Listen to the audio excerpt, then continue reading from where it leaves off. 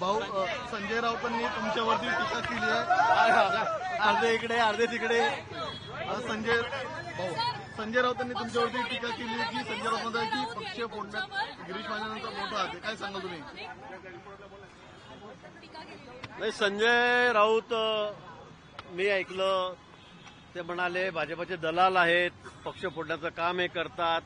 मला संजय राऊतांबद्दल काय खरं म्हणजे संजय राऊत आपण ज्या पद्धतीने वागतात, ज्या पद्धतीने बडबड केलेली आहे आणि ज्या पद्धतीने आपण उद्धवजींना त्यांच्या शिवसेनेला त्या ठिकाणी शरद पवार साहेबांच्या मांडीवर येऊन बसवलं, काँग्रेसच्या मांडीवर येऊन बसवलं आणि त्यामध्ये जी दलाली केली तेवढी दलाली तर मला वाटतं आजपर्यंत कोणी केलेली नसेल. ही राजकीय दलाली त्यांनी केल्यामुळे सगळा म्हणजे पूर्ण उद्धवजींची सेना सगळी संपली. आज त्यांच्याकडे कोणी शिल्लक राहिलेलं नाही आणि मला वाटतं जर उद्धवजींनी यांना जर आवडलं नाही तर पुढे कोणीही यांच्याकडे राहणार नाही. सगळी अगदी जमीनदोस्त शिवसेना होणार आहे आणि म्हणून मला असं वाटतं की संजय राऊत, मी तर पक्षाचा पाईक आहे, मी 35 वर्षाने 60 टर्म झाले निवडून येतोय, मी कोण आहे काय सर्वांना माहित आहे. पक्षासाठी तर मी काही करेल, पक्षासाठी मी काही करेल, पण त्या पक्षाच्या वाढीसाठी मी करेल.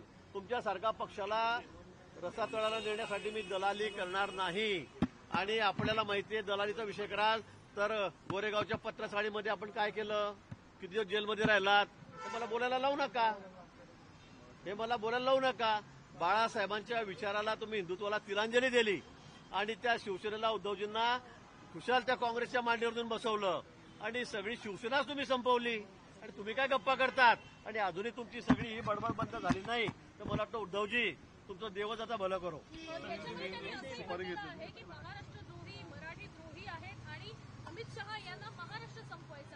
मी तेच म्हटलं, कोणाला काय संपवायचं आहे त्याचं दिसतंय. तुम्ही त्यांना शिवसेना संपवायची होती, त्यांना उद्धवजींना संपवायचं होतं आणि म्हणून त्यांनी इतकी अपार मेहनत केली. पवार साहेबांच्या दावणीला त्यांनी सगळी शिवसेना बांधली, काँग्रेसकडे नेऊन त्याला सगळं संपवलं, बाळासाहेबांचे सगळे हिंदुत्वाचे विचार संपवले. आता मला वाटतं अजूनही त्यांची बडबड इतकी सुरू असते की त्याला काही सीमाच राहिलेली नाही आणि ही बडबड जर अशी सुरू राहिली तर मला वाटतं शिवसेना, मला असं वाटतं की काही शिल्लकच राहणार नाही येणाऱ्या काही दिवसामध्ये. आणि आता तुम्ही बघा पुढे काय काय होत आहे. एकनाथ खडसे यांनी जेव्हा ज्या दिवशी सरकार बदलेल त्या दिवशी तुम्ही पक्ष बदलणार असं थेट आरोप केला. पण मी सर्वांना माहित आहे, मी लहानपणापासून बालपणापासून स्वयंसेवक आहे, संघाचा मी स्वयंसेवक आहे. 35 वर्ष झाले सतत मी भाजपमध्ये 7 वेळा निवडून आलेलो आहे, सर्वात सिनियर मी या ठिकाणी आहे. माझ्या मनामध्ये हा विचार कधी आलाच नाही. तुमच्यासारख्यांच्या मनात असे बुरसटलेले विचारतात, इकडे जाऊ का तिकडे जाऊ, पक्ष याच्या दावणीला बांधू का त्याच्या दावणीला बांधू. आमच्यासारखे कार्यकर्ते एका विचाराने प्रेरित झालेले आहेत. आम्हाला कुठेही जायची गरज नाही. सत्ता असो का नसो, 20 वर्ष मी विरोधात होतो त्यावेळेला मलाही खूप आमिषं दाखवण्यात आली, पण मी यत्किंचितही माझ्या विचारापासून दूर झालो नाही आणि आता तर काही प्रश्नच येत नाही. सुधाकर बडगुजर हे नाराज आहेत, ते म्हणलेले की मी पक्षामध्ये नाराज आहेत. तेच सुधाकर बडगुजर गेल्या अनेक दिवसांपासून संजय राऊत किंवा शिवसेना उद्धव ठाकरे या पक्षासाठी काम करताना पाहायला मिळत होते. त्यांनी मुख्यमंत्र्यांची भेट देखील घेतली. काय सांगा? नाही, मला असं वाटतं की नुसत्या सुधाकर बडगुजरच नाही, अनेक नेते म्हणजे नाशिक जिल्ह्यातच म्हणत नाही, मी महाराष्ट्राचंही म्हणतो. आणि नाशिक जिल्ह्यात तर आता या शिवसेनेमध्ये राहायला कोणीही तयार नाही, कोणीच तयार नाही. हे असे लोक असताना कुणाची दुसऱ्याची दुश्मनाची गरज नाही. पक्षामध्ये संजय राऊत सारखे लोक असताना, त्यांची एवढी बडबड असताना दुसऱ्या कोणाची दुश्मनाची त्यांना गरज नाही. उद्धव ठाकरेंना त्यांचे लोक त्यांचा पक्ष फोडण्यासाठी अगदी पुरे आहेत आणि तेच काम संजय राऊत या ठिकाणी करतायत.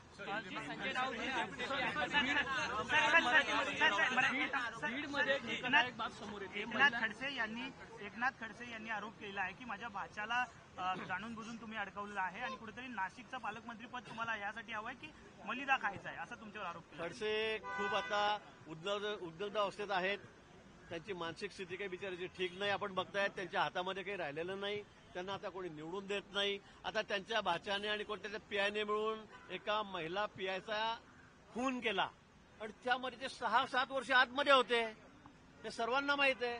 आता त्यांनी त्या महिला इन्स्पेक्टरचा मर्डर केला, तिला पाण्यात फेकून दिलं, हे सगळं सूर्यप्रकाशित स्वच्छ आहे. आता ते कोणी केलं काय केलं गोष्ट न्यायप्रविष्ट आहे. पण त्या केसमध्ये त्यांचा भाचा जेलमध्ये गेला, 7 वर्ष 6 वर्ष आतमध्ये राहिला. आता याचाही आरोप ते माझ्यावर करतील तर मला वाटतं खडसेंचं थोडंसं त्याचं डोकं तपासण्याची वेळ आता आलेली आहे. धक्कादायक माहिती समोर येते बीडमध्ये गर्भपिशवी काढण्यात आली महिलांची, कसं बघता तुम्ही याकडे? नाही जावाई पण म्हणतात ते की जावाई सुद्धा त्या ठिकाणी आतमध्ये होता, त्यातही माझा हात आहे. आता मला समजत नाही ईडीच्या त्या केसमध्ये, त्या भोसरीच्या केसमध्ये त्यांनी पैसे कुठून आणले, कुठे टाकले, जावाई का आत गेला, ते सगळं त्यांना माहीत आहे. अजूनही त्या फाईल सगळ्या जिवंत आहेत, त्या काही गेलेल्या नाही. फक्त वरती दिल्लीश्वरांच्या पाया धरायचे, तिथे लोटांगणं घालायचे आणि त्यांना काहीतरी माझी कारवाई थांबवा म्हणून तिथे रडायचं आणि इथे मोठ्या गप्पा करायच्या.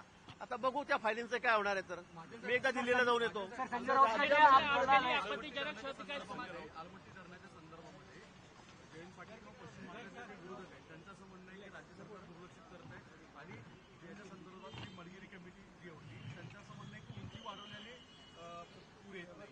काय खरी वस्तुस्थिती आहे? हे मला वाटतं ही परिस्थिती आहे. म्हणजे ही गोष्ट सूर्यप्रकाश इतकी स्वच्छ आहे की आलमट्टीमुळे आज सांगली असेल, कोल्हापूर असेल या भागामध्ये महापूर येतो, शहरं पाण्याखाली जातात. ही वस्तुस्थिती आहे. त्याची उंची अजून जर वाढवली तर मला वाटतं दोन्ही शहरांना अजून मोठा धोका किंवा त्या भागातील अनेक गावांना मोठा धोका उत्पन्न होणार आहे आणि म्हणून त्याची उंची वाढू नये यासाठी राज्य सरकार प्रयत्न करत आहे. माननीय मुख्यमंत्री या ठिकाणी प्रयत्न करत आहेत. आम्ही केंद्र सरकारलाही विनंती केलेली आहे आणि मला वाटतं की त्यामुळे निश्चित आम्हाला मोठा धोका निर्माण होणार आहे. त्यामुळे आलमट्टी धरणाची उंची वाढणार नाही याची मला ही सुद्धा खात्री आहे. आरोग्य संदर्भात महत्वाचा प्रश्न आहे. बीडमध्ये महिला आहेत, त्या महिलांची गर्भपिशवी काढण्यात आलेली आहे. धक्कादायक बाब आहे खरं तर ही. कामगार आहेत त्यांची गर्भपिशवी काढण्याचे प्रकार काय सांगा, कारण महिलांच्या आरोग्याचा विषय आहे. नाही मला या संदर्भात तुम्ही सांगा, मला माहिती घेऊन सांगा. हिंदी में जाना चाहिए जिस तरह से संजय राउत का बयान सामने आया है सर हिंदी में जाना चाहिए. जी जागा मदर डेअरीची जागा जी आहे ती धारावी पुनर्वसन संदर्भात देण्यात धारावी पुनर्वसनाच्या संदर्भामध्ये मला असं वाटतं की माननीय मुख्यमंत्री महोदयांना सर्व अतिशय म्हणजे सुरुवातीपासून ज्यावेळेला ते पूर्वी मुख्यमंत्री होते तेव्हापासूनची सर्व त्यांना माहिती आहे, तांत्रिक माहिती त्यांना सर्व आहे.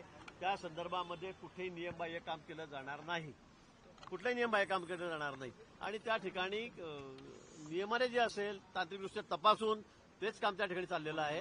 काही जागा त्या ठिकाणी पुनर्वसनासाठी कमी पडत असेल तर दुसरी जागा शासनाने देऊ केली असेल, त्यामध्ये चुकीचं काय मला असं वाटत नाही आणि म्हणून नियमबाह्य त्या ठिकाणी काही केलं जाणार नाही. विरोधकांना चांगलंही बघायचं नाहीये आणि त्यांना फक्त जे चांगला मी करतो ते वाईटच कसं आहे ते दाखवायचं आहे. स्वतः तर त्यांनी काही केलं नाही, उद्धवजींनी काही केलं नाही धारावीसाठी आणि आता आम्ही करतो आहोत. तर बस हे कसं चुकीचं आहे, ही जमिनीच्या घशात घालतायत, ती त्याला फुकट देत आहेत. मला वाटतं असे बिनबुडाचे आरोप ते करतायत. संजय राउत का बयान सामने आया है, संजय राउत कहते हैं कि गिरीश महाजन दलाल है, जब हमारी सरकार आएगी तब बदला लेंगे. देखो मैं तो पार्टी का एक प्रमुख कार्यकर्ता हूँ. मैं 7 टर्म से 35 साल से मैं विधायक हूँ, मंत्री भी रह चुका हूँ 3 बार. संजय राउत क्या बोलेंगे उसका कोई भरोसा नहीं है.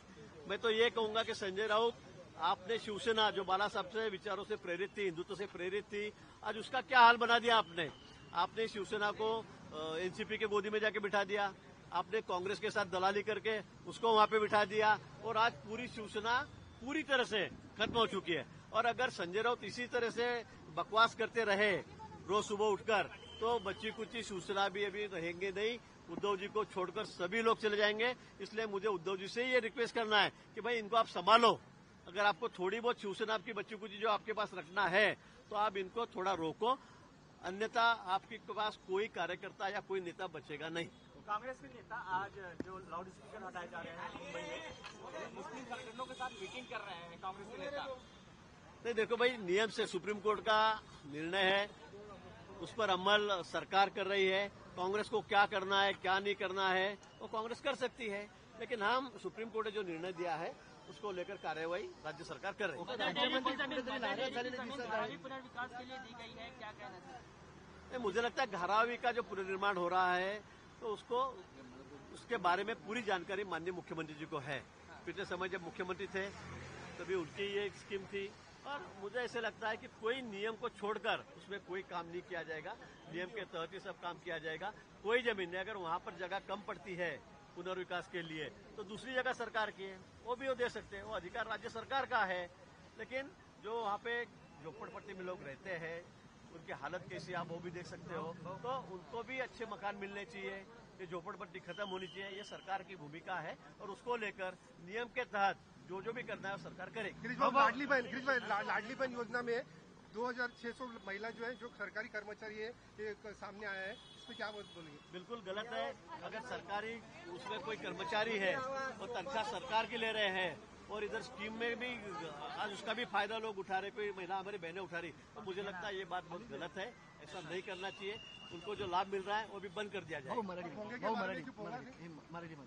हेच लाडकी बहीण महिलांनी सरकारी कर्मचारी महिला ज्या आहेत त्या लाडक्या बहिणी योजनेअंतर्गत लाडक्या बहिणी योजनेअंतर्गत काही सरकारी कर्मचारी महिला या सुद्धा त्यांनी फॉर्म भरलेला आहे, त्याचे ते लाभ घेतात। मला वाटतं हे अतिशय चुकीचं आहे, असं होताच कामा नये आणि म्हणून त्या संदर्भामध्ये चौकशी अंती काही 2.5-3 हजार महिला 2600 महिला त्या समोर आलेल्या आहेत, त्यांची नावं समोर आली आहेत, त्यांचा या योजनेतून बाद केलं जाईल, त्यांना यापुढे त्या योजनेचा लाभ मिळणार नाही।